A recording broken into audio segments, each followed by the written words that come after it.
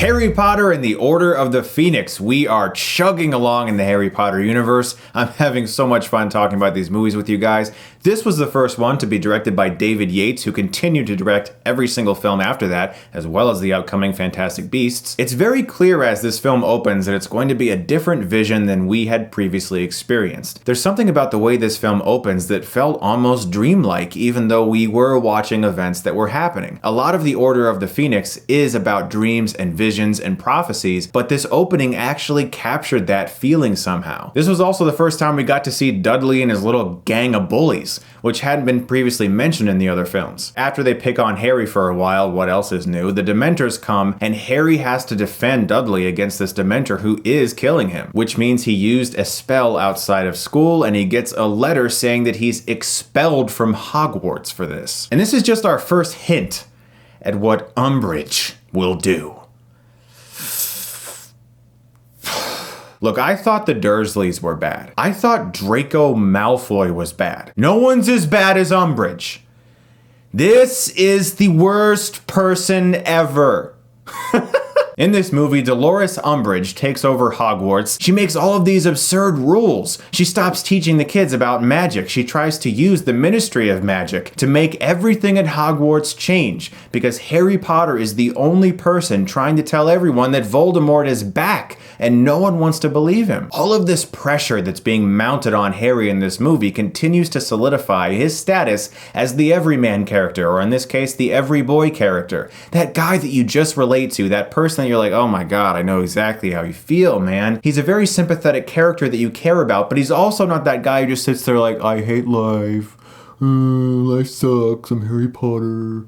Voldemort wants to kill me. Everyone hates me. He's angry about it, and rightfully so, but he's also reserved about it. He's being mature about it. And that's why Harry continues to be such a fantastic role model as a character, and a great character that we can actually get behind and root for. So when Harry is facing expulsion from Hogwarts, Alastor Moody returns to rescue him and takes him to meet the Order of the Phoenix, a secret group of people who are trying to do some good, and Sirius Black, played by Gary Oldman, is involved with this as well, and there's a great reunion there. But there's one specific aspect about this movie that I really latched onto: Harry's character in this one specific scene where he witnesses a building split in half, and he still has that look of awe. This isn't boring to him. He's still so excited about magic. So since he used magic out of school, Harry is put on trial, and Dumbledore defends him excellently, but this is our first encounter with Umbridge, who I've already mentioned is a complete bitch. But thankfully Harry is cleared of these stupid charges, and we get to go to Hogwarts with him. But as I said, pressure is mounted so much on Harry in this movie because kids in school are reading headlines about him. People think perhaps Harry's crazy because he's saying all these things about Voldemort being back.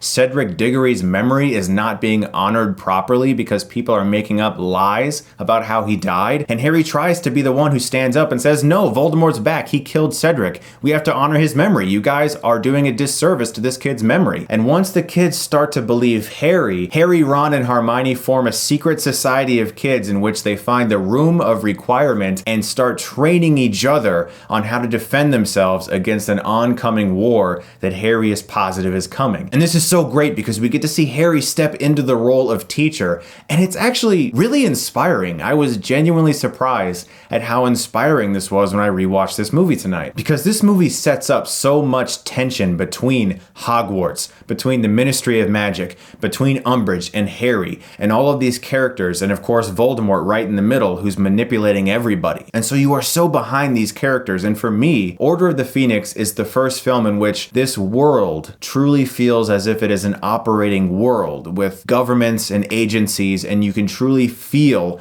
all of that coming into play here. The friendship and the love between these characters is very strongly felt because that's important. That's super important for the message of this movie to pay off. And we also get some really hilarious scenes like this one.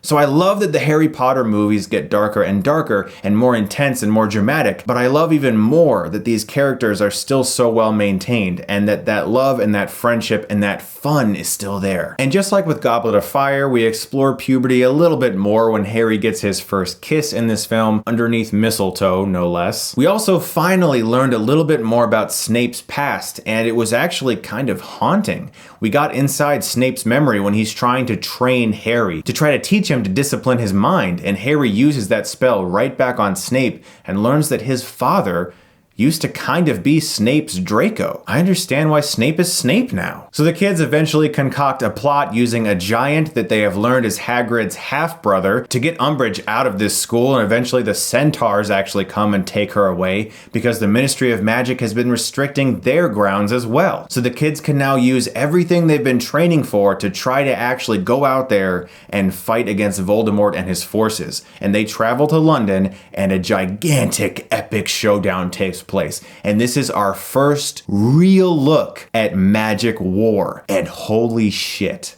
it was awesome. David Yates did such a great job directing these sequences. There is something absolutely, as I said, very dreamlike and euphoric about his direction. Voldemort appears, Dumbledore, Sirius, everyone is out there using magic, the kids, and it is really, really exciting. And Harry experiences more loss when Bellatrix appears and kills Sirius. And my God, this scene was painful. I actually read that they muted Harry's scream because it was just so absolutely agonizing. They felt it was too intense. It works in the movie muted, but I'm actually curious to hear how it sounded. Harry is so consumed with rage that he goes after Bellatrix, but he withstands the temptation that Voldemort is piling on him to kill her, again showing us why this kid is such a great role model. And I haven't really talked about it, but the character of Luna Lovegood, oh my God, she is so cool. I love this character. She's just so funny and weird and different. And that's another thing that J.K. Rowling has really tapped into with these books and the movies. Characters that really just feel like you know them, like you've seen people like that. There's somebody you can relate to in every scene. Harry Potter and the Order of the Phoenix managed to be darkly intense, supremely exciting, and powerfully heartfelt all at once. And that is really hard to do. I think this is one of the more underrated films in the franchise, and I'm going to give Harry Potter and the Order of the Phoenix an A.